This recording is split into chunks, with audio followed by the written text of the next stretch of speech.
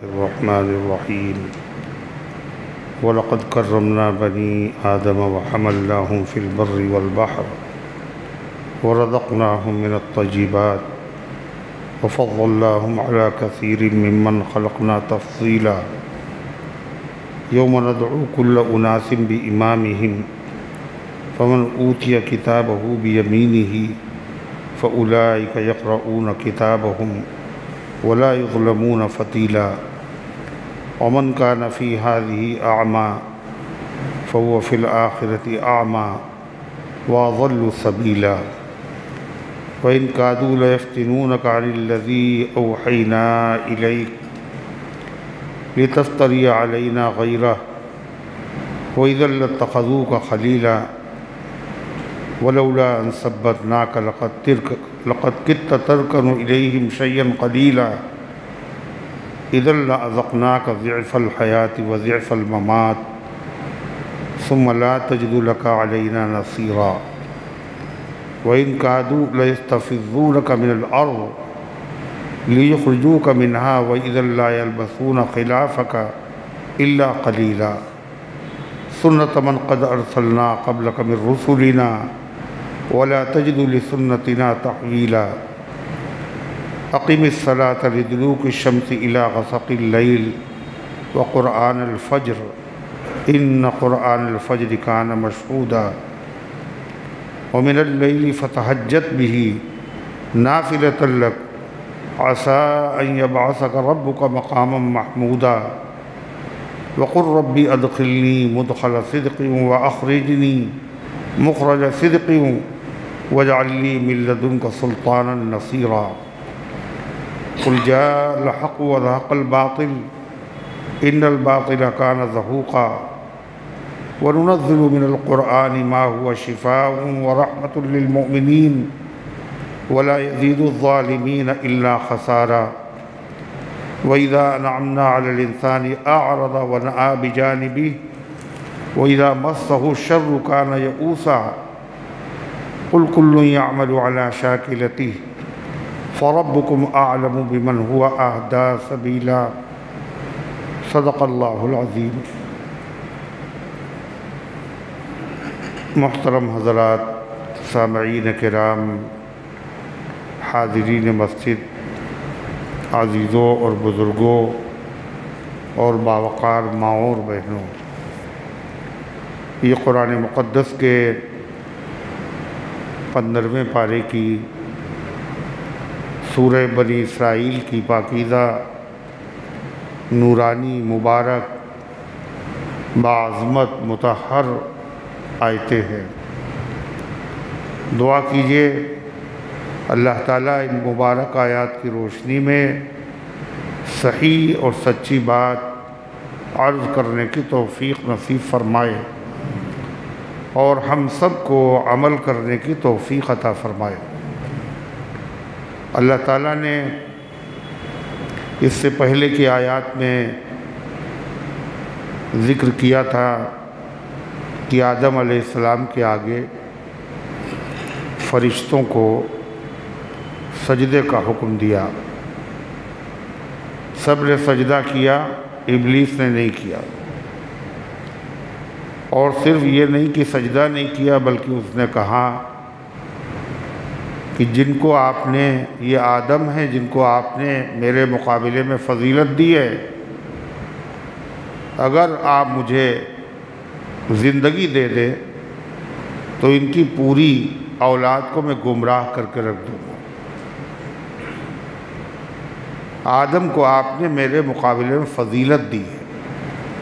قرآن کی اس آیت میں اسی کا ذکر ہے کہ ہم نے آدم کی اولاد کو تمام مخلوقات پر فضیلت دی۔ فرمایا وَلَقَدْ كَرَّمْنَا بَنِي آدم، ہم نے کرامت، شرافت، عظمت، تفوق، بلندی عطا کی ہے آدم کی اولاد کو، آدم کے بیٹوں کو، یعنی انسان کو، تمام مخلوقات پر۔ یہ کس اعتبار سے اللہ نے کرامت عطا فرمائی، شرافت عطا فرمائی؟ بڑائی عطا فرمائی۔ بہت ساری ایسی خصوصیات ہیں جو انسان میں ہیں، غیر انسان میں نہیں پائی جاتی۔ ان میں سے ایک ہے حسن صورت، چہرے کا حسین ہونا۔ اتنا خوبصورت چہرہ اللہ نے کسی کا بنایا نہیں۔ خود قرآن میں قسم کھا کے فرمایا لَقَدْ خَلَقْنَا الْإِنسَانَ فِي أَحْسَنِ تَقْوِيمٍ، انسان کو ہم نے خوبصورت سانچے میں ڈھالا ہے۔ اسی طریقے سے قامت کے اعتبار سے، قد کے اعتبار سے انسان تمام مخلوق سے ممتاز ہے۔ دوسری مخلوقات چار پیروں سے چلتی ہیں، ان کا سر ہمیشہ نیچے رہتا ہے۔ اسی طریقے سے کیڑے مکوڑے ہیں، زمینی پہ رینگتے ہیں، سر نیچے ہے۔ انسان اگر بیٹھتا ہے جب بھی سر اوپر رہتا ہے، کھڑا ہوتا ہے جب بھی سر اوپر رہتا ہے، یہ جھکتا نہیں کسی حالت میں۔ اللہ نے اس کو اپنے علاوہ کے آگے جھکنے کے لیے پیدا ہی نہیں کیا۔ تو جھکا جب غیر کے آگے، نہ تن تیرا نہ من۔ اگر غیر اللہ کے آگے جھک گئے تو جسم بھی تمہارا کوئی جسم نہیں ہے، تم نے اس کی قدر نہیں پہچانی، اور دل بھی تمہارا کوئی دل نہیں، بے قیمت ہو گیا۔ ساری دنیا کو تمہارے لیے خادم بنایا، تمہیں مخدوم بنایا، اور تم اپنے نوکروں کے سامنے، خادموں کے آگے جھک رہے ہو۔ تو انسان کو اللہ نے چہرے کے اعتبار سے جو خصوصیت عطا فرمائی وہ کسی کو نہیں دی، قد و قامت کے اعتبار سے۔ اسی طریقے سے نطق اور گویائی کے اعتبار سے انسان بات کر لیتا ہے، اپنی بات دوسروں کو سمجھا لیتا ہے۔ یہ خصوصیت اللہ نے دوسری مخلوقات کو نہیں عطا فرمائی۔ اللہ تعالیٰ نے انسان کو عطا فرمائی ہے عقل اور شعور۔ کان اور آنکھ اور ناک قرآن میں جگہ جگہ ذکر ہے۔ یہ کان، آنکھ، ناک، کان تو جانوروں کو بھی ہوتے ہیں، مگر جو کام انسان نے ان سے لیا وہ دنیا کے کسی مخلوق نے ان سے نہیں لیا۔ کان سے سن کے، آنکھ سے دیکھ کے، دل کے سمجھ کر انسان کہاں سے کہاں پہنچ گیا۔ جانور بھی سنتے ہیں مگر کچھ کر پاتے ہیں، وہ دیکھتے ہیں کچھ کر پاتے ہیں، دل تو سب کے پاس ہے۔ اللہ نے انسان کو شعور عطا فرمایا، عقل عطا فرمائی کہ اپنے سے زیادہ سرکش مخلوقات، ہاتھی کتنا بڑا مگر چلا اس کو کون رہا ہے؟ انسان۔ اونٹ کتنا بڑا مگر ایک اشارے پہ چل رہا ہے۔ ہوا جو سرکش مخلوق ہے، انسان نے اپنی عقل سے اس کو کیا کیا؟ ٹائر میں بند کر دیا۔ ارے ہے گاڑی کے ٹائر میں ہوا بند، ہوا کو چھو سکتے ہیں آپ، دیکھ سکتے ہیں؟ ایسی مخلوق۔ انسان نے آگ کو ماچس کی ایک تیلی میں بند کر دیا۔ اتنی خطرناک، خوفناک طاقت ہے، مگر ماچس کے ایک مسالے میں بند ہے۔ انسان کی عقل دیکھو، شعور دیکھو۔ اس نے ہوا کی رفتار کو ریکارڈ کر لیا کہ آندھی آئی ہے، طوفان آیا، اتنی رفتار، اتنے کلومیٹر کی رفتار سے۔ اس نے حرارت کو اور برودت کو ناپا، ٹمپریچر کتنا ہے، سردی کتنی ہے، بخار کتنا ہے۔ ارے ہے یا نہیں؟ یہ سب کیسے؟ کوئی جانور بھی یہ کام کرتا ہے؟ پھر انسان کو اللہ نے وہ عقل دی، اس عقل کے ذریعے سے اس نے اپنے کھانے کا انتظام سب سے الگ کیا۔ ساری چیزیں کھاتی ہیں ہر تمام جاندار، مگر وہ مفردات کھاتے ہیں، مرکبات نہیں۔ مفردات کا مطلب ایک ہی چیز، گوشت کھاتے ہیں مگر کچا، گھاس کھا رہے ہیں تو خالی گھاس، ارے ہے جانور بھی گوشت کھاتے ہیں مگر باقاعدہ وہ کلیجی کو بھون کر مسالہ لگا کے کھاتا ہے کوئی؟ دیکھا ہے ٹکا، چکن ٹکا بنا کے کون کھاتا ہے؟ مرکبات، ایک غذا سے 50 طرح کی غذا بنا لیتا اپنی عقل کے ذریعے سے۔ جب بہادر شاہ ظفر کو انگریزوں نے قید کیا، جو ہندوستان کے تاجدار تھے، اور ان کو انگریزوں نے قید کر لیا، کھانے کے لیے بھی ان کی آزادی نہیں تھی، ہر چیز پہ پابندی تھی۔ ان سے کہا گیا تمہیں کھانے میں بس ایک چیز ملے گی روزانہ۔ اب ایک چیز چاہے جتنی قیمتی ہو، اگر روز کھانے کو ملے تو آدمی کا دل بہت خوش ہوتا ہے نا، دل گھبرا جاتا ہے۔ بقرعید کا گوشت، بھئی دال بناؤ، کھاتے کھاتے دل بھر گیا۔ بنی اسرائیل نے کہا تھا لن نصبر علی طعام واحد، ایک کھانے پہ ہم صبر نہیں کر پائیں گے، روز من و سلوہ، اور وہ بھی کھانا غیب سے آ رہا تھا۔ کتنا قیمتی، ایک ہی کھانا۔ تو بہادر شاہ ظفر سے پوچھا کہ ایک چیز آپ بتا دیجئے، آپ کو روزانہ کھانے میں وہی ملے گی، چن لیجئے آپ۔ تو ان کے وزیر نے، ان کا جو باورچی تھا شاہی، اس نے اشارہ کیا چنا مانگ لو۔ کیا مانگ لو؟ چنا۔ کہا اس چنے سے اتنے آئٹم بنا کے ہم آپ کو کھلائیں گے، آپ کا دل گھبرائے گا نہیں۔ یہ انسان کی عقل ہے، انسان کا شعور ہے۔ یہ چاول کھا لیتے ہیں بندر بھی، مگر بریانی کون کھاتا ہے؟ یہ بریانی بنانے کا سلیقہ، یہ شیرمال و کباب، یہ متنجن، یہ طرح طرح کی ڈشیں، یہ کون بنا کے کھاتا ہے؟ انسان۔ طرح طرح کے مسالے، کچے بھی اور پکے بھی، اور اچار بھی اور چٹنیاں بھی، یہ سب کیا ہے؟ انسان کو اللہ نے ایک خاص فضیلت دی ہے، فوقیت عطا فرمائی ہے، کھانے میں بھی، پینے میں بھی، رہنے میں بھی۔ انسان جن مکانات کو بناتا ہے، تو اگر آدمی کسی بھٹ میں رہے، جب بھی زندگی گزر جائے گی۔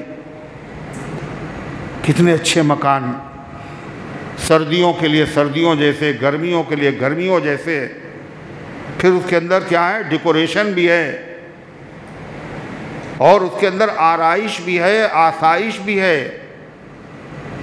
آسائش آرام، آرائش خوبصورتی، اور شریعت نے بھی اس کے اوپر کوئی پابندی نہیں لگائی کہ آپ مکان میں آسانی چاہتے ہیں، آپ کے مکان میں آپ کو زحمت نہ ہو، تکلیف نہ ہو، آسانی ہو، آپ ایسی چیزیں اپنے مکان میں استعمال کر سکتے ہیں۔ نرم گدے ہیں، پردے ہیں، لائٹ ہے، پلاسٹر ہے، مضبوط ہو جائے، جس سے آسانی ہو جائے آپ کو۔ آسائش، آرائش ہو جس سے مکان اچھا لگے۔ اگر اس کے اوپر پلاسٹر نہ ہو، جب بھی رہ سکتے ہیں آپ۔ اگر اس پہ رنگ روغن نہ ہو، جب بھی رہ سکتے ہیں آپ، مگر دیکھنے میں اچھا لگے۔ انسان یہ بھی چاہتا ہے، تو پلاسٹر کی بھی اجازت دی، اور ڈیکوریشن کی بھی اجازت دے دی۔ کہا دیکھو، آسائش جائز، آرائش جائز، مگر ایک چیز ناجائز ہے۔ یہ کیا کیا آپ نے؟ یہ کیا کیا آپ نے؟ یہ درس کے دوران مصافحہ کیا ہے؟ مجھے بہت سخت الرجی ہوتی ہے اس سے۔ یہ مصافحہ دین کا کام نہیں ہے جب درس ہو رہا ہو، نہ سلام ہے۔ جب ایک عبادت ہو رہی ہو، اس وقت دوسری عبادت میں آدمی کو لگانا، یہ کیا ہے؟ گناہ ہے۔ جب کوئی آدمی قرآن پڑھ رہا ہو، اس کو اپنی طرف متوجہ کرنا گناہ ہے۔ کیا مل گیا آپ کو؟ آپ نے مصافحہ کیا، کیا مل گیا؟ دین کی باتیں ہو رہی ہیں تو سلام بھی نہ کرو، چپ چاپ بیٹھ جاؤ، بس سننے میں لگ جاؤ۔ اور افسوس یہ ہے جو لوگ دین کا کام میں لگے ہوئے ہیں، جو دین کا کام میں لگے ہوئے ہیں، ان کی عادت بنی ہوئی ہے۔ دین کی بات ہو رہی، وہ آئے، جب ایک ساتھی دوسرے ساتھی کے پاس آ کے جیسے ہی بیٹھتا ہے تو وہاں بات چل رہی ہے، مگر وہ کیا کرے گا؟ پہلے اپنے ساتھی سے مصافحہ کرے گا۔ وہ یہ ثواب سمجھ کے کر رہا ہے، کیوں؟ مسئلہ نہیں معلوم اسے، علم نہیں ہے، علم نہیں ہوگا تو غلطیاں ہوں گی۔ جانتے بھی ہیں، اور افسوس تو یہ جانتے نہیں، اور اس سے بڑا افسوس کیا ہے؟ جاننا چاہتے بھی نہیں۔ ایسے ہی ٹھیک ہے، ایسے ہی ٹھیک ہے، نماز میں 50 غلطیاں ہو گئی، نماز دل کو سمجھا لیا تو قیامت کے دن پتہ چلے گا کیا کیا تم نے، کس چیز پہ پکڑ ہو گئی تو کیا ہوگا۔ تو اللہ کی کتاب میں ہر چیز کا ادب ہے، ہر چیز کے مسائل ہیں، ہر چیز کا بیان ہے۔ بندوں کو جن جن چیزوں کی ضرورت ہے دنیا کی کسی کتاب میں وہ چیز نہیں مل سکتی، وہ صرف اگر ملے گی تو کہاں ملے گی؟ قرآن میں ملے گی۔ اس لیے اللہ کے واسطے جب کبھی درس ہو یا کوئی تقریر ہو یا دینی تعلیم ہو تو اس وقت بعد میں آنے والا دوسرے آدمی کو نہ سلام کرے اور نہ مصافحہ کرے۔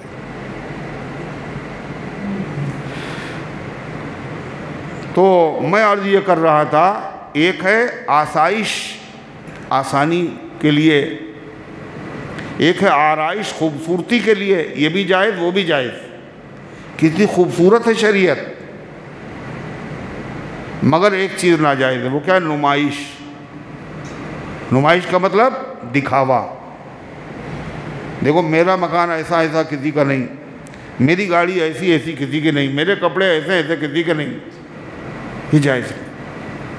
تو اللہ نے انسان کو کرامت دی، شرافت دی کئی اعتبار سے مخلوق کے مقابلے میں، مگر سب سے بڑی شرافت و کرامت انسان میں کیا ہے؟ کہ اللہ نے اس کو عقل دی اور شعور دیا۔ اس عقل اور شعور کے ذریعے سے اپنے پیدا کرنے والے کو پہچان لیتا ہے، اور اس کی مرضیات، کس سے وہ راضی ہوتا ہے، کس سے ناراض ہوتا ہے، اپنی عقل کے ذریعے سے اس کا پتہ چلا لیتا ہے۔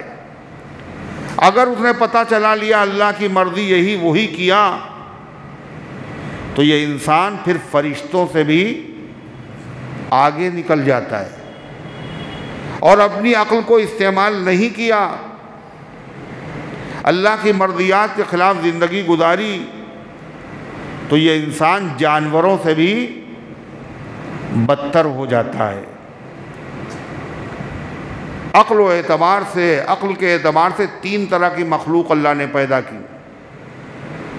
ایک جانور ہیں، سب چوپائے اور درندے اور پرندے اور چرندے، سب، ان سب میں اللہ نے کیا رکھا؟ شہوت رکھی ہے، خواہش، ہر چیز کی خواہش، کھانے کی خواہش، پینے کی خواہش، بھوک، جنسی بھوک، مگر ان میں اللہ تعالیٰ نے عقل نہیں رکھی۔ اور فرشتوں میں اللہ نے عقل رکھی، ان میں خواہش نہیں رکھی۔ انسان میں اللہ نے عقل بھی رکھی اور خواہش بھی رکھی۔ اگر یہ اپنی عقل کے ذریعے سے اپنی خواہش کو دبا دیتا ہے تو یہ فرشتوں کو پیچھے چھوڑ دیتا ہے، فرشتوں سے آگے نکل جاتا ہے۔ اور اگر یہ اپنی خواہش کو اپنی عقل پر غالب کر لیتا ہے تو یہ جانوروں سے بھی زیادہ بدتر ہو جائے۔ اولئک کالانعام بل ھم اضل سبیلا، یہ جانوروں کی طرح ہے بلکہ جانوروں سے بھی زیادہ بھٹکے ہوئے اور بہکے ہوئے۔ تو انسان کے بارے میں اللہ کا وَلَقَدْ كَرَّمْنَا بَنِي آدم، ہم نے بنی آدم کو شرافت و کرامت اور عزت عطا فرمائی۔ حضرت عبداللہ ابن عباس رئیس المفسرین ترجمان القرآن، اللہ کے نبی صلی اللہ علیہ وسلم کے بھائی، چچا زاد۔ وہ اس کی تفسیر میں فرماتے ہیں اللہ نے انسان کو یہ بھی کرامت عطا فرمائی ہے کہ یہ کھانا جب کھاتا ہے تو کاہے سے کھاتا ہے؟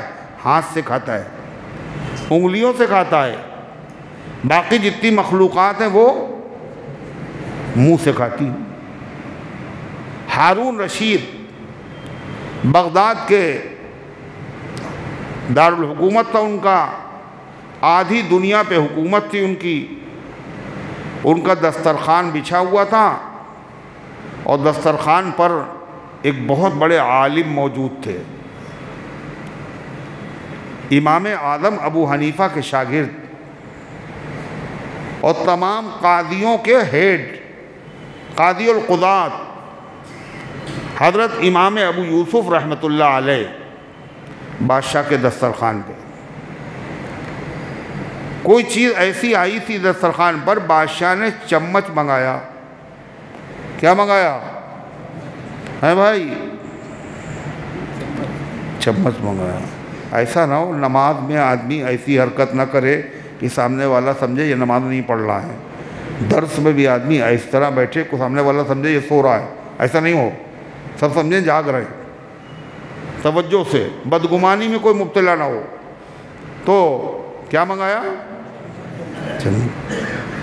تو مولانا وہ جو تھے امام یوسف رحمۃ اللہ علیہ کہنے بادشاہ سلامت، آپ کے دادا ہارون رشید عباسی خلیفہ ہیں، عبداللہ ابن عباس کی اولاد میں ہیں۔ آپ کے دادا نے قرآن کی اس آیت کی تفسیر میں کہا ہے ہم نے انسان کو دوسری مخلوق پر عزت عطا فرمائی ہے، اور یعنی مطلب یہ ہم نے اس کو کھانے کا سلیقہ سکھایا، وہ اپنے ہاتھوں سے انگلیوں سے کھاتا ہے۔ یہ انسان کا امتیاز ہے دوسری مخلوقات کے مقابلے میں، اور آپ چمچ منگا رہے ہیں۔ بادشاہ نے کہا رہنے دو چمچ لانے کو، پھر اپنی انگلیوں ہی سے اس نے کھایا۔ اللہ فرماتا وَلَقَدْ كَرَّمْنَا بَنِي آدم، ہم نے بنی آدم کو، آدم کی اولاد کو شرافت عطا کی، عظمت عطا کی۔ وَحَمَلْنَاهُمْ فِي الْبَرِّ وَالْبَحْرِ، اور ہم نے سوار کیا بنی آدم کو سمندر میں بھی اور خشکی میں بھی۔ سمندر بھی اس کے قبضے میں ہے، دور تک جاؤ اس کی کوئی تھا نہیں، حد نہیں، مگر یہ چھوٹا سا انسان، اس نے ایسی آلات خدا کے دیے و دماغ سے بنائے، وہ کشتیاں، وہ جہاز کہ اس طرف سے ادھر پہنچ بھی جاتا ہے، کاروبار بھی کرتا ہے، مال بھی پہنچاتا ہے۔ ارے ہے یا نہیں؟ پہلے زمانے میں سادہ کشتیاں تھیں، جیسے جیسے ترقی ہوتی جا رہی ہے ویسے بحری جہاز اور اعلیٰ تیز رفتار بنتے چلے جا رہے ہیں۔ سمندر میں بھی ہم نے اس کو سواری دی، والبر، اور ہم نے خشکی میں بھی اس کو سواری دی۔ باقی جتنی چیزیں ہیں ان پہ انسان سوار ہوتا ہے، مگر وہ کسی پر سوار نہیں ہوتی۔ انسان ہی ایک ایسا ہے جو ہر ایک پہ سوار ہو جاتا ہے۔ کس پہ سوار ہے؟ یعنی بحر میں، سمندر میں بھی سوار ہے، طرح طرح کی سواریاں، اور کہاں خشکی میں بھی سوار ہے۔ خشکی کی جو سواریاں ہیں اب آپ ان کو دیکھیں، ہوا میں بھی سوار ہے۔ ہوا میں کیا ہے؟ وہی جہاز۔ اور خشکی میں کوئی ایک سواری ہو تو بتا دی جائے۔ آئے دن نئی نئی سواریاں، نئی نئی گاڑیاں، نئے نئے ماڈل سب نکل رہے ہیں۔ یہ کیا ہے؟ انسان کو ہم نے شرافت اور کرامت عطا فرمائی ہے۔ وَلَقَدْ كَرَّمْنَا بَنِي آدَمَ وَحَمَلْنَاهُمْ فِي الْبَرِّ وَالْبَحْرِ وَرَزَقْنَاهُمْ مِنَ الطَّيِّبَاتِ، اور ہم نے اس کو کھانے کو دی لذیذ چیزیں۔ ایک تو وہ چیزیں جو خدا نے خود ہی لذیذ بنائی تھی، مزید اس کو اتنی عقل دی کہ اس کے اندر یہ مسالے ڈال کر کے اس کو اور زیادہ لذیذ بنا لیتا ہے۔ برف ہے اللہ کی طرف سے، اللہ کی ایک نعمت ہے، اس برف سے اس نے کیا بنایا؟ کیا بنایا؟ ارے بہت شوق سے جو بچے کھاتے ہیں، بڑے کھاتے ہیں، کیا ہے؟ Ice cream. شادی میں ہے، سردی کا موسم ہے، مگر آئس کریم بھی رکھی گئی ہے، کہنے چھوڑیں گے نہیں، دوا جیب میں، نزلہ ہی تو ہوگا، کھانسی آئے گی دوا کھائیں گے، مگر کھائیں گے ضرور۔ تو لذیذ چیزیں اللہ تعالیٰ نے دی ہم نے کھانے کو، انسان نے ان کو لذیذ بنایا۔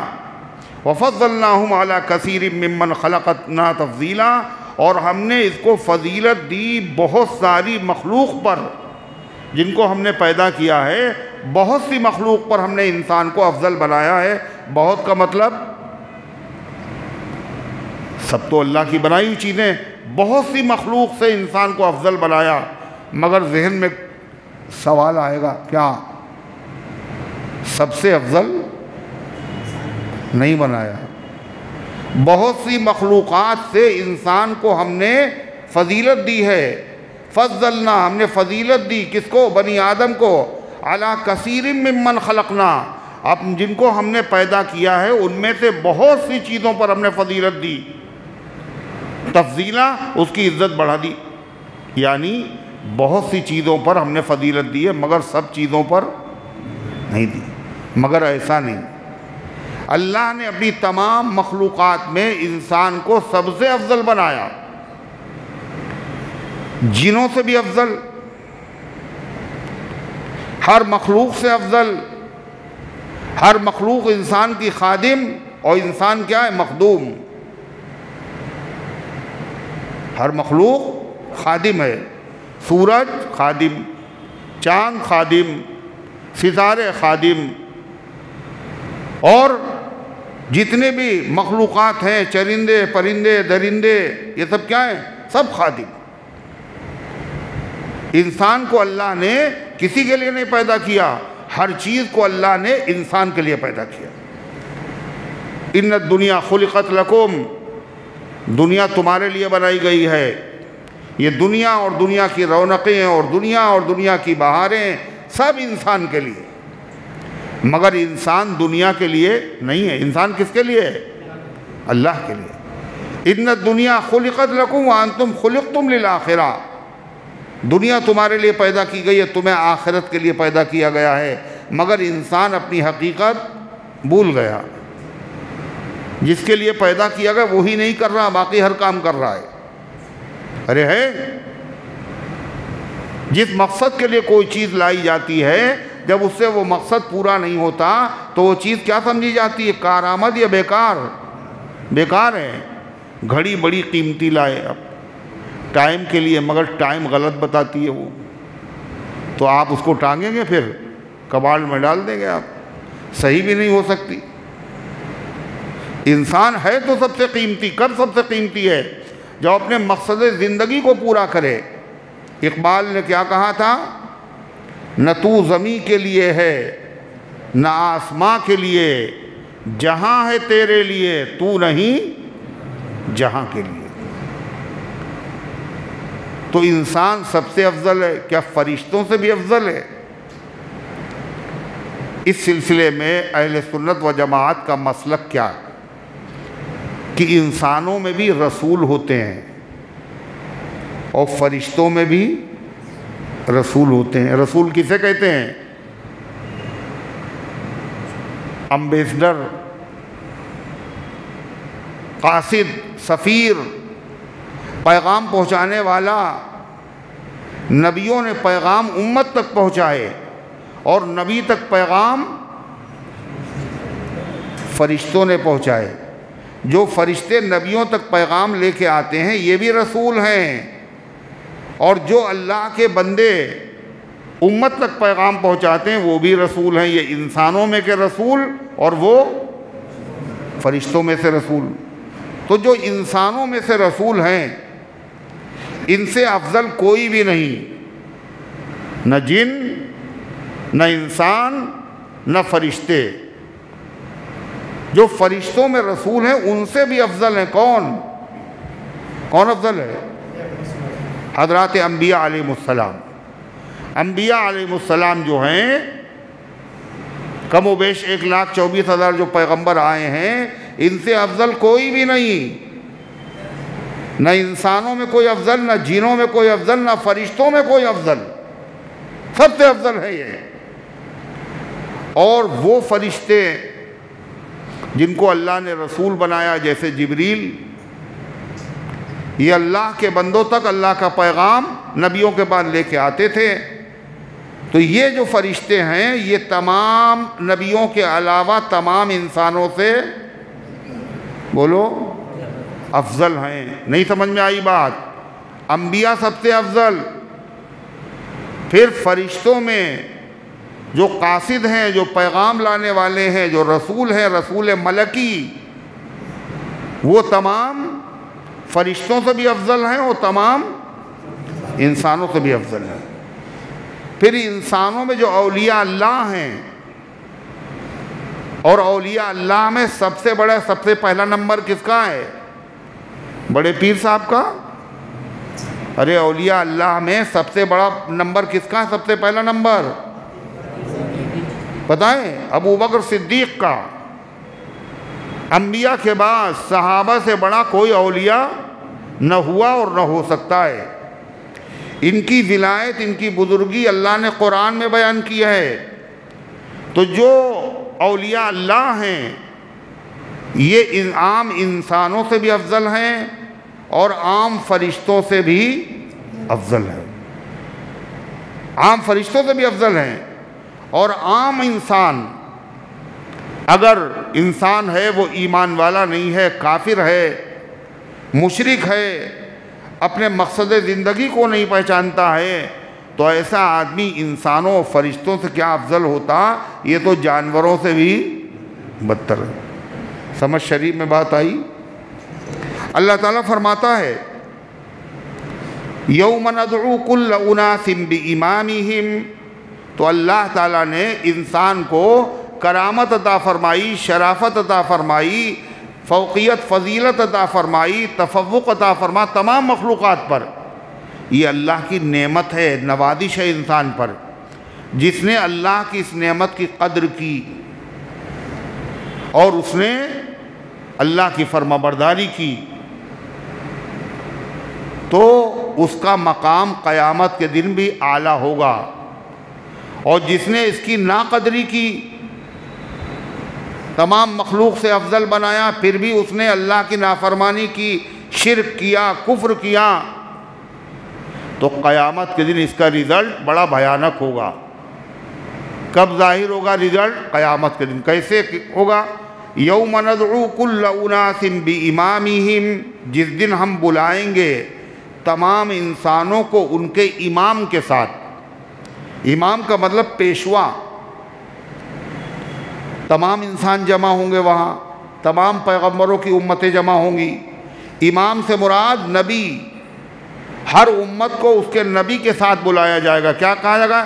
ابراہیم علیہ السلام کی اتباع کرنے والے جمع ہو جائیں، موسیٰ علیہ السلام کے متبعین، عیسیٰ علیہ السلام کی اتباع کرنے والے، محمد الرسول اللہ صلی اللہ علیہ وسلم کا کلمہ پڑھنے والے جمع ہو جائیں۔ سب کو جمع کیا اماموں کے ساتھ، نبیوں کے ساتھ۔ یہ امام سے مراد ہے کتاب، جو جس کتاب کا ماننے والا ہے وہ جمع ہو جائے۔ توریت والے جمع ہو جائیں، انجیل والے جمع ہو جائیں، زبور والے جمع ہو جائیں، قرآن والے جمع ہو جائیں۔ یہ کتاب سے مراد ہے نامہ عمل۔ ہر آدمی آ جائے اپنے نامہ اعمال کے ساتھ۔ اگر اچھے عمل کیے ہیں تو اچھا نامہ عمل، برے عمل کیے تو برا نامہ عمل۔ حضرت تھانوی رحمۃ اللہ علیہ فرماتے سب سے راجح بات یہ ہے، یہاں پر کتاب سے مراد کون سی کتاب ہے؟ جو فرشتے جس میں لکھتے تھے کیا؟ انسان کی کرنی، اچھا کیا یا برا کیا، جو اعمال نامے ہیں۔ قیامت کے دن اللہ جمع کرے گا تمام انسانوں کو ان کے اعمال نامے کے ساتھ۔ جیسے آدمی مر جاتا ہے تو فرشتے جو لکھتے رہتے ہیں نا رجسٹر، اس کو بند کر دیتے، عمل ختم، اب لکھیں گے کیا؟ پھر اس پہ مہر لگا دیتے ہیں۔ اگر وہ اچھا آدمی ہے تو اس کا نام اعمال علیین، ساتوں آسمانوں کے اوپر پہنچایا جاتا ہے، اور اگر برا آدمی ہے تو اس کا نام اعمال سجین ساتوں زمین کے نیچے پہنچا دیا جاتا ہے۔ تو اللہ تعالیٰ فرماتا ہے یوم ندعو کل اناس بامامہم، جس دن ہم پکاریں گے تمام انسانوں کو ان کے نام اعمال کے ساتھ بلائیں گے۔ فمن اوتی کتابہ بیمینہ، تو جس کو دیا جائے گا اس کا نام عمل اس کے داہنے ہاتھ میں، فاولئک یقرؤون کتابہم، تو وہ لوگ بہت خوش ہوں گے اور پڑھیں گے اپنا نام اعمال خوش ہو کے، اور خالی پڑھیں گے نہیں، لوگوں سے بھی پڑھوائیں گے، کہیں گے ہاؤم اقرؤوا کتابیہ، لو پڑھو میرا نام اعمال، میرا رزلٹ دیکھو۔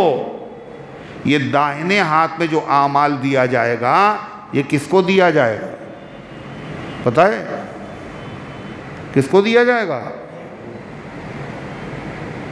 یہ دیا جائے گا صرف ایمان والوں کو۔ کس کو؟ ایمان والے۔ ایمان والے دو طرح کے ہیں، ایک وہ ایمان والے ہیں جنہوں نے شرک نہیں کیا، ایمان والے تھے مگر گناہ ان سے ہوئے۔ ایک وہ ایمان والے ہیں تو ایمان والے مگر ان سے گناہ بھی نہیں ہوئے، اچھے عمل بھی کیے گئے۔ بہرحال یہ جو نام اعمال ہے داہنے ہاتھ میں دیا جائے گا، یہ اس بات کی علامت ہے یہ آدمی کیا ہے؟ مومن ہے۔ کیا یہ؟ مومن ہے۔ اور جو مومن ہوگا وہ جہنم سے نجات ضرور پائے گا۔ جہنم سے نجات پانے کی دو شکلیں ہیں، اگر وہ مومن بھی تھا اور اچھے عمل والا بھی تھا تو جہنم سے شروع ہی میں نجات پا جائے گا اور سیدھا جنت میں بھیج دیا جائے گا۔ وَمَنْ زُحْزِحَ عَنِ النَّارِ وَأُدْخِلَ الْجَنَّةَ فَقَدْ فَازَ، جو جہنم سے بچا لیا گیا اور جنت میں داخل کر دیا وہ کامیاب ہو گیا۔ اور اگر وہ تھا تو مومن مگر نمازیں چھوڑی، خالی جمعہ پڑھتے تھے یا پھر جنازے کی پڑھ لیتے تھے یا پھر عید بقرعید کی پڑھ لیتے تھے، مگر تھے پکے مومن، شرک کبھی نہیں کیا، مرادیں کبھی غیر اللہ سے نہیں مانگی، رشوت بھی لیا کرتے تھے۔ وہ دیکھیے انہوں نے وہی حرکت کی، سارے لوگوں کو متوجہ کر دیا، ایسی رنگ ٹونک لگا کے رکھی ہے کہ پہچانے جائیں کہ یہ مسجد میں کس کی بجی ہے، کہ زبیر کی ہے یہ، اور بدل بھی نہیں چاہ رہے، اتنی خوبصورت لگتی ہے ان کو، یہ ان کی شناخت بن گئی ہے۔ اللہ اکبر۔ یہ دیکھیے تو اگر وہ آدمی نیک بھی ہے یعنی مومن بھی تھا اور اس نے نیکیاں بھی کی تو سیدھا ڈائریکٹ جنت میں، اور اگر وہ مومن تو تھا مگر گناہ بھی کرتا تھا، رشوت بھی لی، جھوٹ بھی بولا، بیوی کو مہر نہیں دیا، بہن کا باپ کی جائیداد میں حصہ نہیں دیا، کسی سے قرضہ لیا اور واپس نہیں کیا، ایسے لوگ تھوڑے ہیں۔ ٹوپی پہنانے والے ان کی تعداد، نماز پڑھ کے اور باقاعدہ حج کر کے داڑھی واڑی سب رکھ کے، لیکن آسانی سے ٹوپی پہن لے گا آدمی۔ جب نیک لوگوں کا ہم اپنا لباس بنائیں گے، وضع قطع بنائیں گے تو آسانی سے دھوکہ دے لیں گے۔ ایسے ایسے لوگ، ان کو بھی جو نام اعمال ملے گا تو کس ہاتھ میں ملے گا؟ ارے کس ہاتھ میں ملے گا؟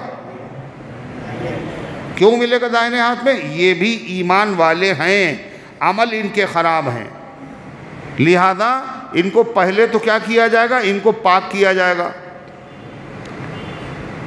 لیکن جو پاک کیا جائے گا تو کہاں بھیجا جائے گا پاک کرنے کے لیے؟ گندے کپڑے کہاں ڈالے جاتے ہیں؟ ارے سیف الماری میں رکھے جاتے ہیں نا تہا کے، ارے واشنگ مشین میں ڈالے جاتے ہیں پہلے، اور خوب چکر دیا جاتا ہے، خوب ان کو جو ہے کاہے کے لیے؟ یہ گندے ہیں یا میلے ہیں، صاف ہو جائیں، پہلے خوب قاعدے سے جہنم میں صفائی ہوگی، اور جب پاک ہو جائیں گے تو پھر ان کو جنت میں داخل کیا جائے گا۔ بہرحال جس کے ہاتھ میں نام عمل ملے گا دائنے ہاتھ میں، وہ ہوگا کون؟ مومن، اور وہ خوش ہو جائے گا۔ اگر ایمان بھی تھا اور اچھے عمل بھی تھا تب کیوں خوش ہوگا؟ ڈائریکٹ جنت میں جائیں گے۔ لیکن اگر ایمان تھا اچھے عمل نہیں تھے جب بھی خوش ہوگا، کیوں خوش ہوگا؟ ارے تب کیوں خوش ہوگا؟ خوش کاہے کے لیے ہوگا؟ خوش کیوں ہوگا؟ کہ ہمیں بھی جہنم سے نجات ملے گی۔ جہنم میں ہم ہمیشہ نہیں رہیں گے، نکالے جائیں گے۔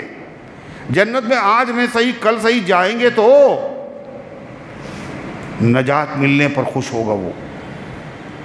اور کافر اس کے ہاتھ میں نہیں، بائیں ہاتھ میں ملے گا، اور ملتے ہی پتہ چل جائے گا ہم کہاں جائیں گے۔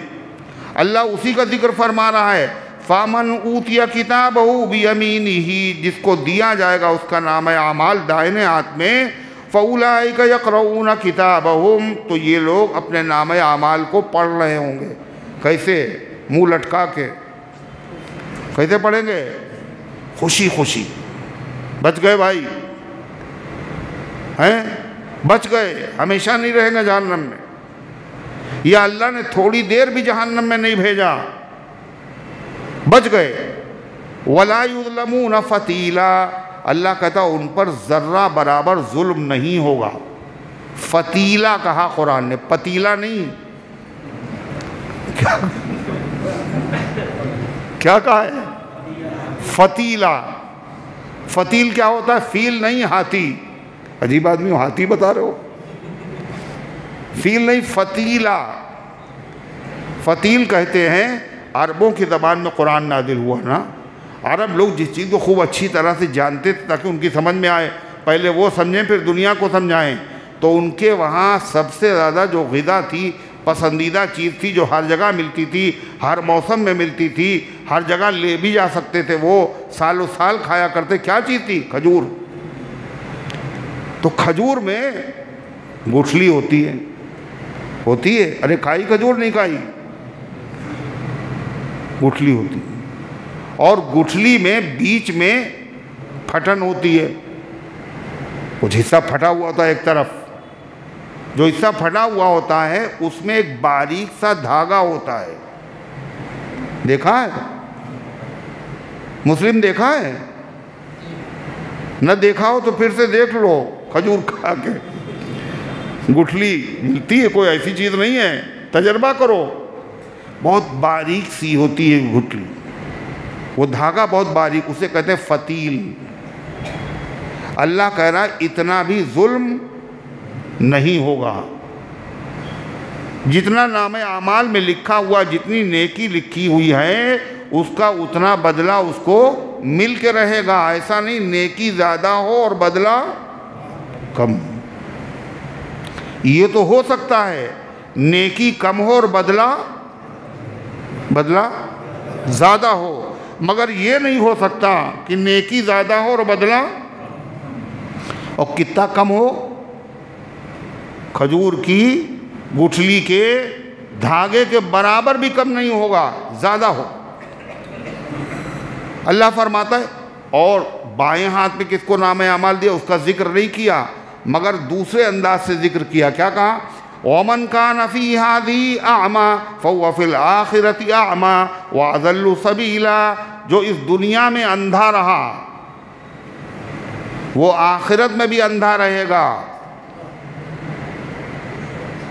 مطلب جس کی دنیا میں بیچارہ اندھا رہا وہ آخرت میں بھی اندھا رہے گا۔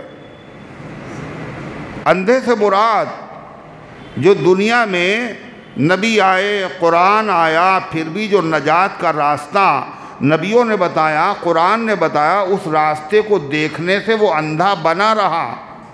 اندھا تھا نہیں، اندھا بنا رہا۔ اس نے اس راستے کو دیکھا نہیں، دشمنی کی وجہ سے نہیں پڑھیں گے کلمہ، نہیں مانیں گے۔ جو دنیا میں نجات کا راستہ دیکھنے سے اندھا بنا رہا، وہ آخرت میں بھی نجات کی منزل کو دیکھنے سے اندھا بنا رہے گا۔ جس نے نجات کا دنیا میں راستہ نہیں دیکھا وہ نجات کے راستے پہ چلا نہیں، جب چلا نہیں تو نجات والی منزل پہ وہ پہنچے گا بھی کبھی نہیں۔ یعنی نجات والی منزل کون سی ہے؟ جنت۔ جنت اسے کبھی نصیب نہیں ہوگی۔ اور یہ وہ لوگ ہوں گے جن کے بائیں ہاتھ میں نام عمل دیا جائے گا۔ پورے میدان محشر میں جتنے لوگ ہوں گے وہ 3 طرح کے ہو جائیں گے۔ کئی طرح کے؟ قرآن میں سورہ واقعہ میں آئے گا کنتم ازواجا ثلاثہ، 3 گروہوں میں تم بٹ جاؤ گے، 2 جنتی اور 1 جہنمی۔ 2 گروہ جنتی کون سے؟ ایک ان میں سے VIP ہوں گے، ایک عام جنتی، ایک خاص جنتی، اور جہنمیوں میں صرف ایک ہی گروہ ہوگا۔ جنتیوں میں جو بہت اعلیٰ درجے کے جنتی ہیں یہ کون ہیں؟ ان کا والسابقون، آگے رہنے والے۔ آگے رہنے کا مطلب دنیا میں ہر دین کے کام میں وہ سب سے پیچھے رہتے تھے۔ مسجد میں جب آتے تھے تو سب سے پچھلی صف میں بیٹھتے تھے، ہے نا؟ جب نماز میں، جمعے کی نماز میں آتے تھے، جب خطبہ ختم ہوتا تھا ویسے ہی آتے تھے، اور نیت باندھنے کے بعد جیسے ہی سلام پھرا سب سے پہلے بھاگ جاتے تھے۔ یہ نہیں ہے، جو سب سے پہلے آتے تھے اور سب سے بعد میں نکلتے تھے یہ ہیں سابقون۔ دنیا میں بہت سارے سابقون ہیں مگر صحابہ سے زیادہ آگے بڑھنے والا کوئی نہیں، اور صحابہ میں بھی سب سے آگے بڑھنے والا ایک ہے، ان سے آگے بڑھنے والا کوئی نہیں ہے۔ وہ کون ہے؟ حضرت ابوبکر صدیق۔ ایک مرتبہ حضرت علی آئے اور ذکر ہونے لگا تو کہنے لگے، وہ حضرت ابوبکر صدیق کا ذکر ہو رہا تھا، حضرت علی آئے تو حضرت علی بولے کیا سباق کا تذکرہ کر رہے ہو؟ ایک ہے سابق، مسجد کے امام صاحب کا نام سابق، سابق مانے آگے رہنے والا، اور سباق کے معنی بہت آگے رہنے والا۔ تو حضرت علی نے کہا سباق کا تذکرہ کر رہے ہو جو نیکیوں میں سب سے آگے رہنے والا تھا؟ پھر حضرت علی نے کہا ما سابقنا فی خیرن، ہم نے ابوبکر سے جب بھی کسی چیز میں آگے بڑھنے کی کوشش کی تو ابوبکر نے ہم سب کو پیچھے چھوڑ دیا اور سب سے آگے نکل گئے۔ ابوبکر کا نام ہی ابوبکر کیوں ہے؟ اس لیے کہ بکر ان کا کوئی بیٹا نہیں تھا، کہ بکر کے باپ بکر اور بکرا اور باکورا، عرب میں کسے کہتے ہیں؟ بکرا، صبح کی پہلی کرن، صبح کو جو پہلا کھانا ہوتا ہے اسے کہتے ہیں بکرا، ناشتہ۔ باکورا کسے کہتے ہیں؟ وہ پھل جو پہلے پہلے مارکیٹ میں آتا ہے، باکورا پہلے۔ تو بکر کہتے ہیں ہر چیز میں جو پہلے ہو۔ تو یہ ابوبکر صدیق کی جو کنیت ہے، یہ نام نہیں ہے ان کا، کنیت ہے ابوبکر، یعنی ہر نیک کام میں آگے۔ یہ ان کا نام اسلام لانے کے بعد نہیں پڑا ہے، اسلام قبول کیا انہوں نے سب سے پہلے پھر ابوبکر نام رکھا گیا نہیں۔ زمانے جاہلیت میں کفر کے زمانے کے لوگ بھی ان کو کس نام سے پکارتے تھے؟ ابوبکر۔ اس زمانے میں نیکیوں میں بھی سب سے آگے اگر کوئی تھا تو ابوبکر تھے، زمانے اسلام میں بھی سب سے آگے ابوبکر ہے۔ ایک مرتبہ آدمی میں جی چاہتا ہے آدمی کا کہ ہمارے باپ اگر ہیں بھائی ان کی کچھ فضائل ہیں تو بیان کیے جائیں۔ تو حضرت علی کے ایک بیٹے تھے، ان کا نام محمد ابن الحنفیہ، تو انہوں نے کہا کہ حضرت علی سے کہ حضور کے صحابہ میں سب سے افضل کون؟ وہ چاہتے تھے کہ میرے باپ کا نام آئے، حضرت علی ہی سے پوچھ لیا، بیٹے نے باپ سے پوچھا۔ تو حضرت علی نے کہا ابوبکر صدیق۔ کہلے پھر کون؟ اب انتظار ہے کہ شاید پھر حضرت علی کا نام آئے۔ کہلے پھر کون؟ کہا پھر عمر۔ تو محمد ابن حنفیہ کہتے ہیں میں نے کہا پھر آپ، پھر پوچھا نہیں میں نے بلکہ ڈائریکٹ کہہ دیا کہ عمر کے بعد انتا، آپ ہیں۔ پھر فرمانے ما انا الا رجل من المسلمین، میں تو مسلمانوں میں کا ایک آدمی ہوں، بس میں نہیں ہوں، میں تو مسلمانوں میں کا ایک معمولی آدمی۔ حضرت حسین سے پوچھا. حضرت حسین کہتے میں نے پوچھا وہ تیسرا کون ہے؟ تو حضرت علی نے کہا المذبوح کما تذبح البقرہ، تیسرا آدمی وہ ہے جس کو ایسے ذبح کیا گیا جیسے گائے اور بیل کو ذبح کیا جاتا ہے، یعنی حضرت عثمان غنی. ایسے ہی حضرت عائشہ کے دل میں ایک دن خیال آیا، اور خیال آیا نہیں، اللہ نے خیال پیدا کیا. عائشہ صدیقہ ہیں، حضور صلی اللہ علیہ وسلم ہے، رات کا وقت ہے اور آسمان کے اوپر ستارے بکھرے ہوئے ہیں، بے انتہا ستارے چمک رہے ہیں. اے اللہ کے رسول، کیا آپ کی امت میں کوئی ایسا بھی ہے جس کی نیکیاں ان ستاروں کے برابر ہوں؟ عائشہ صدیقہ سمجھ رہی تھی میرے ابا کا نام آئے گا، میرے باپ کا نام آئے گا، مگر آپ نے فرمایا کہ عمر ابن خطاب کی نیکیاں ستاروں کے برابر ہیں. عائشہ صدیقہ تو کچھ اور سننا چاہتی تھی. پھر عائشہ صدیقہ رضی اللہ عنہا اداس ہو گئیں اور پوچھا فَأَيْنَ أَبُوكَ فَأَيْنَ حَسَنَاتُ أَبِي، تو میرے باپ کی نیکیاں کہاں گئیں؟ یہ عائشہ صدیقہ نے نہیں پوچھا، اللہ نے پوچھوایا تاکہ پوری امت جان لے. تو آپ نے کہا عائشہ تم نے اپنے باپ کی نیکیاں تو پوچھی نہیں تھی، تم نے کس کی نیکیاں پوچھی تھی؟ ستاروں کے برابر کس کی نیکیاں ہیں؟ سنو، عمر کی جتنی نیکیاں ہیں وہ نیکیاں ابو بکر کی ایک نیکی کے برابر بھی نہیں ہیں. اس سے اندازہ لگائیں کہ صدیق اکبر کتنے بڑے سباق ہیں، کیا مقام ہے ان کا، کیا مرتبہ ہے ان کا. صحابہ نے یہ سمجھ لیا تھا کہ ابو بکر سے کوئی آگے نکل ہی نہیں سکتا. تھک گئے تھے صحابہ، مقابلہ کرنا ہی چھوڑ دیا تھا. مقابلہ کرنے کے لیے اگر کسی نے کوشش کی تو حضرت عمر تھے. اب وہ لے آئے چندہ، کتا آدھا، اور سمجھے آج ابو بکر کے پاس ہے وہ نہیں، آج جب آدھا مال لے کے جائیں گے تو ابو بکر سے ہم آگے نکل جائیں گے. آپ نے پوچھا ہاں بھائی کیا لائے ہو؟ کہنے آدھا.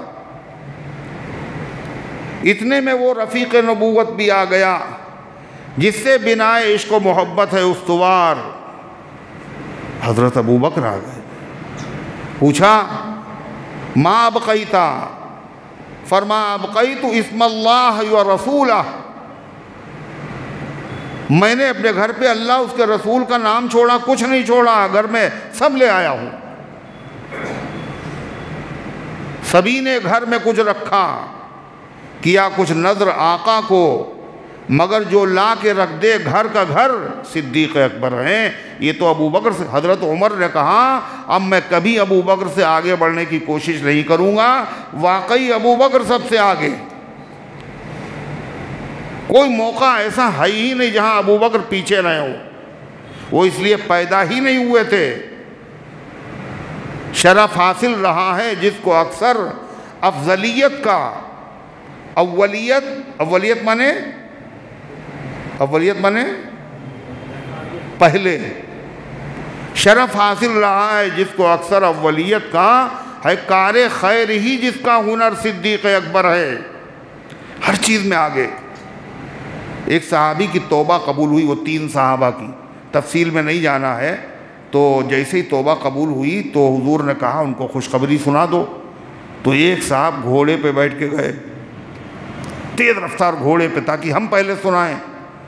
حضرت صدیق اکبر پہاڑ پہ چڑھ گئے اور وہیں سے کہا یا کعب ابن مالک ابشر، اے کعب ابن مالک خوشخبری سنو. وہ گھوڑ سوار بعد میں پہنچا، ابو بکر کی آواز پہلے پہنچا. نیک کام تھا نا، ہر نیک کام میں آگے. تو فرمایا جنت میں قیامت کے دن کیا ہوگا؟ 3 گروہوں میں لوگ بڑھ جائیں گے، 2 گروہ جنتی اور 1 جہنمی. جو لوگ جنتی ہوں گے ان میں 2 طرح کے لوگ ہوں گے، اعلیٰ درجے کے جنتی اور اس سے کم درجے کے جنتی، یعنی عوام اور خواص. اور جہنمی ایک ہی طبقہ ہوگا. جو اعلیٰ درجے کے جنتی کہاں ہیں؟ عرش اعظم کے سامنے. جو عام جنتی وہ کہاں ہے؟ عرش اعظم کے دائیں طرف۔ یہ کون لوگ ہیں؟ کہ جو دنیا میں آگے رہتے تھے وہ قیامت کے دن بھی سب سے آگے رہیں گے۔ ان میں سب سے زیادہ آگے صحابہ ہیں، صحابہ کے آگے تو کوئی نکل ہی نہیں سکتا۔ جو اگر آدمی کچھ کہتا ہے صحابہ کے بارے میں، وہ صحابہ کو جانتا ہی نہیں ہے۔ صحابی کہتے کسے ہیں؟ ارے صحابی کسے کہتے ہیں؟ جس نے ایمان کی حالت میں حضور انور صلی اللہ علیہ وسلم سے ملاقات کی ہو اور ایمان ہی کی حالت میں اس کا انتقال ہو، وہ ہے صحابی۔ اگر ایمان کی حالت میں نہیں دیکھا، نہیں ملاقات کی، وہ صحابی نہیں۔ یہ پوری امت کا عقیدہ ہے، محدثین کا، فقہاء کا، مجتہدین کا، متکلمین کا، پوری امت ایک طرف اور سلمان ندوی ایک طرف۔ سلمان ندوی کیا کہتے ہیں؟ جو بھی نبی سے جس نے ملاقات کر لی، ایمان لایا ہو نہ لایا، وہ سب صحابی۔ ان کے نزدیک ابو جہل بھی، بھائی ابو جہل نے حضور سے ملاقات کی نہیں کی ہے؟ آپ نے دعوت و تبلیغ کے لیے ملاقات کی ہے نہیں کی ہے؟ تبلیغ کی نہیں کی ہے؟ ابو جہل، ابو لہب، عتبہ، شیبہ، ولید ابن مغیرہ، تمام منافقوں کا سردار عبداللہ ابن ابی، اس کو بھی وہ صحابی بتاتے ہیں۔ یہ ان کے صحابی ہوں گے، پوری امت کے صحابی الگ ہیں، ان کے صحابی الگ ہیں۔ اور حضور نے کیا کہا پتہ ہے؟ آپ نے فرمایا اتبعوا سواد الاعظم، میری امت کا جو بڑا گروہ ہے اسی کے ساتھ رہنا۔ فَإِنَّ يَدَ اللَّهِ عَلَى الْجَمَاعَةِ، اللہ کی مدد مسلمانوں کی جماعت کے ساتھ ہوگی۔ مسلمانوں کی جماعت سے الگ نہ ہونا۔ جدھر زیادہ علماء ہوں، جدھر فضلاء ہوں، محدثین ہوں، متکلمین ہوں، فقہاء ہوں، صحابہ ہوں، جمہور علماء ہوں، فرما انہی کے مطابق عقیدے رکھنا، ان سے الگ نہ ہونے کی کوشش کرنا۔ پھر آپ نے فرمایا دیکھو اگر کوئی جماعت سے الگ ہوگا، من شذ شذ فی النار، جو جماعت سے الگ ہوگا تو اس کو جہنم میں جھونک دیا جائے گا۔ پھر آپ نے کہا بکریوں کا دشمن کون ہوتا ہے؟ بھیڑیا۔ اور وہ بھیڑیا اسی بکری کو اپنا لقمہ بناتا ہے، اسی پہ حملہ کرتا ہے جو بالکل ریوڑ کے بیچ میں چل رہی ہو، ہے نا زبیر؟ جو بالکل بیچ میں چل رہی ہو اسی پہ بھیڑیا حملہ کرتا ہے نا۔ اور مسکرا رہے ہیں، بتا نہیں رہے کچھ، کیا کہیں؟ ہاں کہیں یا نہ کہیں؟ ہے کس پہ حملہ کرتا ہے؟ جو بالکل کنارے چل رہی ہو، ریوڑ سے دور چل رہی ہو۔ آپ نے فرمایا ایسے ہی شیطان ایمان کا بھیڑیا ہے، یہ اسی آدمی کو اپنا حملہ کا شکار بناتا ہے جو مسلمانوں کی جماعت سے الگ چلتا ہے۔ الگ نہ ہونا۔ اللہ کے نبی نے کیا کہا تھا کہ میری امت کے لوگ کتنے ہو جائیں گے؟ کتنے فرقوں میں؟ 73۔ اور کا سب جہنم میں، ایک جنت میں جائے گا۔ جو جنت میں جائے گا وہ اس کی پہچان آپ نے کیا بتائی تھی؟ ما انا علیہ و اصحابی، جو میرے طریقے پر چلے اور میرے صحابہ کے طریقے پر چلے۔ تو یہاں صحابہ سے حضور نے کیا مراد لیا تھا؟ جو ابو جہل کے طریقے پہ چلے، ابو لہب کے طریقے پہ چلے، جو عبداللہ ابن ابی منافق کے طریقے پر چلے۔ آپ نے فرمایا جو میرا، صرف میرا طریقہ نہیں، جو میرے صحابہ کے طریقے۔ صحابہ کا ذکر ہی کیوں کیا آپ نے؟ صحابہ کا ذکر اس لیے کیا، آپ نے امت کو یہ بتایا کہ میرا طریقہ تم کیا دیکھو گے؟ تم تو ہزاروں سال بعد پیدا ہوگے، نہ میری نماز، نہ میرا روزہ، نہ میرا رکوع، نہ میرا سجدہ، نہ میری زندگی، صحابہ دیکھیں گے میری زندگی۔ تو جو صحابہ کا طریقہ ہے اس کو صحابہ کا طریقہ نہ سمجھنا، وہ حقیقت میں محمد الرسول اللہ صلی اللہ علیہ وسلم کا طریقہ ہے۔ تو صحابہ کا طریقہ، نبی کا طریقہ کب، کون سے صحابہ کا ہے؟ جو ایمان کی حالت میں آپ سے ملاقات کی اور ایمان ہی پر ان کا انتقال ہوا، انہی کو نبی نے صحابی کہا ہے، وہی صحابی ہیں۔ تو غرضے کی صحابہ کرام سب سے آگے ہوں گے، اور تمام صحابہ میں کون ہے؟ امام الصحابہ حضرت صدیق اکبر۔ اللہ کیا فرماتا ہے؟ وَمَنْ كَانَ فِي هَذِهِ أَعْمَى وَهُوَ فِي الْآخِرَةِ أَعْمَى، جو اس دنیا میں اندھا رہا، کاہے سے؟ نجات کا راستہ دیکھنے سے اندھا رہا۔ فَهُوَ فِي الْآخِرَةِ أَعْمَى، وہ آخرت میں بھی اندھا رہے گا، کاہے سے؟ منزل تک پہنچنے سے اندھا رہے گا، جنت میں تک وہ پہنچے گا نہیں۔ جب نجات کے راستے پہ دنیا میں چلا نہیں تو منزل پہ کیسے پہنچے گا؟ فرمایا وَأَضَلُّ سَبِيلًا، بلکہ وہ زیادہ گمراہ ہوگا، دنیا سے زیادہ گمراہ کہاں ہوگا؟ آخرت میں ہوگا۔ دنیا میں تو چانس تھا، کاہے کا؟ کہ توبہ کر لے، اسلام قبول کر لے اور پھر سے نماز روزہ کرنے لگے، مگر جب مر گیا اور سیدھا راستے پر نہیں چلا اور جب آخرت میں پہنچ گیا، اب اس کے لیے واپسی کے چانسز بولو ختم ہو گئے۔ اب نہ توبہ کر سکتا ہے، نہ ایمان لا سکتا ہے، لہذا وہ دنیا سے زیادہ گمراہ ہو گئے۔ اللہ فرماتا یہ مشرک گمراہ تو تھے ہی، مگر اے پیغمبر یہ عجیب لوگ تھے، یہ چاہتے تھے کہ آپ کو بھی فریب دے کر آپ کے راستے سے ہٹا دیں۔ چنانچہ مکے کے مشرکین نے کئی کوششیں کی۔ ایک مرتبہ وہ آئے تھے اور کیا پرپوزل رکھا تھا حضور صلی اللہ علیہ وسلم کے سامنے کہ اگر آپ چاہیں کہ سب سے حسین عورت سے نکاح کر دیں، آپ چاہیں تو دولت کا ڈھیر آپ کے قدموں پہ لگا دیں، آپ چاہیں تو آپ کو بادشاہ بنا لے، کہا تھا، مگر آپ یہ نہ کیجئے۔ کیا؟ جو آپ تبلیغ کر رہے ہیں یہ تبلیغ کرنا چھوڑ دیجئے۔ آپ ہمارے معبودوں کو جو آپ کہتے ہیں ان سے کچھ نہیں ہوتا، بت کچھ نہیں کر سکتے، یہ بات کہنا آپ چھوڑ دیجئے۔ تو آپ نے کیا کہا تھا؟ تم نے دنیا دیکھی ہے، مکہ دیکھا ہے، حضور نے کیا کہا تھا؟ اپنے چچا سے کیا کہا تھا؟ جب چچا نے کیا کہا تھا؟ بھتیجے میں بوڑھا ہو گیا ہوں، دیکھو تمہاری قوم کیا کہہ رہی ہے، تو آپ نے کیا کہا؟ کیا کہا تھا؟ چچا ارے میرے ہاتھ پر یہ سورج لا کے رکھ دیں اور بائیں ہاتھ میں میرے یہ چاند لا کے رکھ دیں، اور پھر یہ سوچے کہ میں وہ کہنا چھوڑ دوں گا، یہ مجھ سے نہیں ہو سکتا۔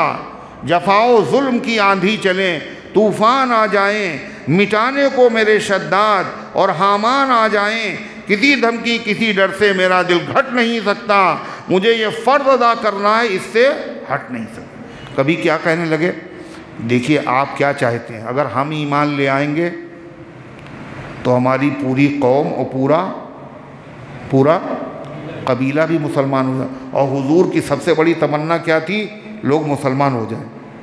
اگر ہم مسلمان ہو گئے سمجھ لیجئے پوری قوم ہماری مسلمان ہو جائے گی، مگر ہماری آپ سے ایک فرمائش ہے، وہ یہ ہے، یہ بلال ہے، عمار ہے، صہیب ہے، یہ غریب صحابی ہیں، ان کے برابر بیٹھنا ہماری شان کے خلاف ہے، ہماری توہین ہوتی ہے، ان کو اپنی مجلس سے اٹھا دیجئے اور ہمیں الگ سے آپ سمجھائیے، ہم کلمہ پڑھ لیں گے اور ہم ہی نہیں پڑھیں گے، پوری۔ تو ممکن تھا حضور صلی اللہ علیہ وسلم کے دل میں خیال آ جاتا بھائی سب مسلمان ہو جائیں گے، یہ تو اپنے ہیں، بعد میں ان سے معذرت کر لیں گے، بعد میں ان کو پڑھا دیں گے، خیال آ جاتا، مگر قرآن کی آیت نازل نہیں، وَلَا تَطْرُدِ الَّذِينَ يَدْعُونَ رَبَّهُمْ بِالْغَدَاةِ وَالْعَشِيِّ، جو اللہ کو صبح و شام یاد کرتے ہیں، یہ غریب ہیں، ان کو اپنی مجلس سے نہ اٹھائیے، چاہے مانے چاہے نہ مانے، کوئی ضرورت نہیں ایسے لوگوں کی، 100 مرتبہ غرض ہو وہ آئے ایمان لے کر کے آئے۔ تو کئی مرتبہ کوششیں کی، اللہ کیا کہہ رہا ہے؟ آئے پیغمبر انہوں نے کوششیں تو ایسی کی تھی کہ اگر میں نے آپ کی حفاظت نہ کی ہوتی، آپ کو معصوم نہ بنایا ہوتا، تو ان کی سازشیں اور فریب اتنا سخت تھا، تھوڑا سا آپ کا میلان ادھر، پورا نہیں، میلان بھی نہیں، میلان کا تھوڑا سا دل ادھر شاید مائل ہو جاتا، لیکن وہ بھی مائل ہونے ہم نے دیا نہیں۔ کیوں؟ ہم نے آپ کو معصوم بنایا ہے، ہم نے آپ کی حفاظت کی ہے۔ آپ نے ٹکا سا جواب دے دیا، آپ نے کہا سورج لا کے رکھو چاہے چاند لا کے رکھو، ہم پیچھے کیا کہنے لگے؟ دیکھیے ہم کلمہ پڑھ لیں گے، یہ جو بتوں کی جہاں برائی ہے قرآن میں سے اس کو نکال دیجئے آپ، ہم سب کلمہ پڑھ لیں گے۔ تھوڑا سا قرآن جو ہے اس میں تھوڑا سا بدلاؤ کر دیجئے آپ، یہ ساری باتیں رکھ، اللہ اسی کا ذکر کر رہا۔ سنو کیا کہا، وَلَوْلَا أَن ثَبَّتْنَاكَ، اور اے پیغمبر اگر ہم آپ کو ثابت قدم نہ رکھتے، لَقَدْ كِدتَّ تَرْكَنُوا إِلَيْهِمْ شَيْئًا قَلِيلًا، نہیں اوپر سے وَإِن كَادُوا لَيَفْتِنُونَكَ عَنِ الَّذِي أَوْحَيْنَا إِلَيْكَ، اے پیغمبر یہ لوگ تو چاہتے تھے کہ آپ کو اس راستے سے ہٹا دیں جس کی ہم نے آپ کی طرف وحی بھیجی ہے۔ کیسے ہٹا دیں؟ کہ آپ عمل اس کے خلاف کرنے لگیں۔ جب نبی اس کے خلاف عمل کرے گا تو نبی کا عمل کیا سمجھا جاتا؟ نبی اپنی مرضی سے عمل نہیں کرتا، یہ اللہ نے کہا ہوگا، تو یہ کیا ہوگا؟ اللہ پر جھوٹ گڑھنا ہوگا۔ لِتَفْتَرِيَ عَلَيْنَا غَيْرَهُ، تاکہ آپ گڑھ لیں ہمارے اوپر اس کے علاوہ۔ اگر آپ ایسا کر لیتے تو کیا ہوتا؟ اِذًا لَاتَّخَذُوكَ خَلِيلًا، تو یہ سب آپ کو اپنا دوست بنا لیتے، ساری دشمنی ان کی ختم ہو جاتی۔ لیکن اے پیغمبر یہ تو آپ کو دوست بنا لیتے مگر ہم سے آپ کا رشتہ ہمیشہ کے لیے ختم ہو جاتا۔ اور کیسے ختم ہوتا؟ اِذًا لَأَذَقْنَاكَ ضِعْفَ الْحَيَاةِ وَضِعْفَ الْمَمَاتِ، تب ہم آپ کو چکھاتے دنیا کی زندگی میں بھی ڈبل عذاب اور آخرت کی زندگی میں بھی ڈبل عذاب، ہم آپ کو ڈبل عذاب دیتے۔ ڈبل عذاب کیوں؟ اس لیے جو لوگ بڑے ہوتے ہیں ان کے عمل کا ثواب بھی زیادہ ہوتا ہے اور ان کی غلطیوں پر عتاب بھی زیادہ ہوتا ہے۔ آپ سے اونچا کوئی نہیں اللہ کی خدائی میں، لہذا آپ سے اگر لغزش ہوتی تو پکڑ بھی سخت ہوتی، مگر اس کی نوبت ہی نہیں آئی۔ فرمایا اللہ تعالیٰ نے ثُمَّ لَا تَجِدُ لَكَ عَلَيْنَا نَصِيرًا، پھر آپ ہمارے خلاف کسی کو مدد کرنے والا بھی نہ پاتے۔ پھر اللہ تعالیٰ نے فرمایا یہی نہیں، جب آپ نے ان کی باتوں پہ عمل نہیں کیا تو انہوں نے آپ کو خوب ستایا، بہت عاجز کیا، اتنا عاجز کیا تاکہ آپ گھبرا کر کے مکہ چھوڑ کے کہیں چلے جائیں، بلکہ پروگرام بنایا باقاعدہ انہوں نے نبی کو مکے سے باہر نکال دیا جائے۔ اللہ فرماتا اے پیغمبر ان کے منصوبے تو ضرور یہ ہیں، لیکن اگر ایسا ہوا آپ کو مکہ اگر چھوڑنا پڑا ان کی وجہ سے تو یہ بھی مکے میں زیادہ دن پھر رہ نہیں پائیں گے۔ اور یہی ہوا، جب قتل کا مشورہ انہوں نے کیا حضور پاک صلی اللہ علیہ وسلم سے اللہ نے فرمایا آپ مدینے چلے جائیے۔ حضرت صدیق اکبر کے ساتھ خیر و خوبی کے ساتھ عزت کے ساتھ آپ مدینے، اور جیسے ہی مدینے پہنچے جنہوں نے نکالا تھا آپ کو ان کا حال کیا ہوا؟ بولو، 1.5 سال کے بعد، زیادہ دن نہیں گزرے، 1.5 سال کے بعد وہ مکے کے بڑے بڑے چودھری سب بدر کے میدان میں آئے اور 70 مارے گئے اور 70 گرفتار ہو گئے۔ 8 سال کے بعد احد میں کیا ہوا؟ احد میں اللہ کے نبی گئے تو دشمن بھاگ گیا پہلے ہی۔ خندق میں کیا ہوا؟ آپ نے فرمایا بس اب اس کے بعد یہ کبھی حملہ نہیں کریں گے، ان کی ساری اکڑ فون نکل گئی۔ سن 8 ہجری میں کیا ہوا؟ 10,000 صحابہ کے ساتھ وہ مکہ جہاں سے نکالا تھا آپ نے اس کو فتح کر لیا۔ اور 10 ہجری میں کیا ہوا؟ مکہ نہیں پورے جزیرۃ العرب میں اسلام ہی اسلام کا غلبہ ہو گیا، غیر مذہب دنیا سے ختم ہو گیا۔ اللہ کیا کہہ رہا سنیے، وَإِن كَادُوا لَيَسْتَفِزُّونَكَ مِنَ الْأَرْضِ، اگرچہ یہ چاہتے تھے کہ آپ کا قدم اکھاڑ دیں زمین سے۔ کون سی زمین سے؟ ارے کون سی زمین سے؟ کہاں رہتے تھے آپ؟ مکے سے۔ مکے سے آپ کا قدم اکھاڑ دیں، اتنا گھبرائیں، اتنا پریشان کریں عاجز ہو کے، لِيُخْرِجُوكَ مِنْهَا، تاکہ آپ کو مکے سے نکال دیں۔ اللہ فرماتا بنا تو رہے ہیں منصوبے، لیکن سنیے اے پیغمبر ہمارا وعدہ، وَإِذًا لَّا يَلْبَثُونَ خِلَافَكَ إِلَّا قَلِيلًا، تب نہیں رہ پائیں گے آپ کے بعد مگر تھوڑے زمانے تک۔ اگر آپ کو نکال دیا تو مکے میں رہنا ان کو نصیب نہیں ہوگا، اگر رہیں گے تو کتنے دن؟ تھوڑے دن۔ کیوں؟ ہمارا دستور و قاعدہ ہے۔ اللہ کہہ رہا ہے جتنے نبی دنیا میں آئے ہیں، ہر نبی کے ساتھ جب اس کی قوم نے نبی کو اس کے شہر سے نکالا ہے تو اللہ فرماتا جس قوم نے نبی کو نکالا اس کو بھی ہم نے وہاں رہنے نہیں دیا۔ دیکھیے سنت من قد ارسلنا قبلک من رسلنا، یہ دستور ہے ان تمام لوگوں میں چلا آ رہا ہے جن کو ہم نے آپ سے پہلے بھیجا تھا اپنے پیغمبروں میں سے۔ یہ ہمارا دستور ہے، یہ قاعدہ اور قانون ہے۔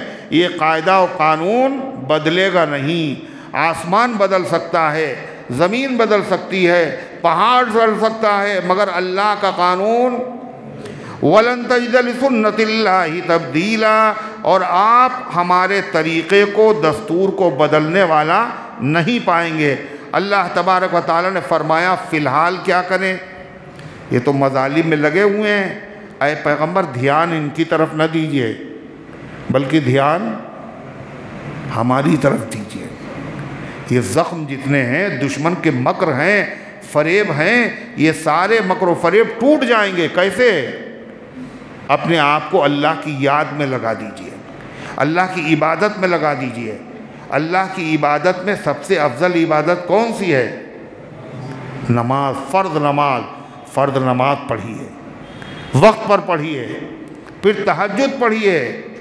آگے اسی چیز کی تلقین و تعلیم ہے، انشاءاللہ پھر عرض کیا جائے گا۔ اللہ ان گزارشات کو قبول فرمائے، عمل کرنے کی توفیق عطا فرمائے۔ وآخر دعوانا الحمدللہ رب العالمین۔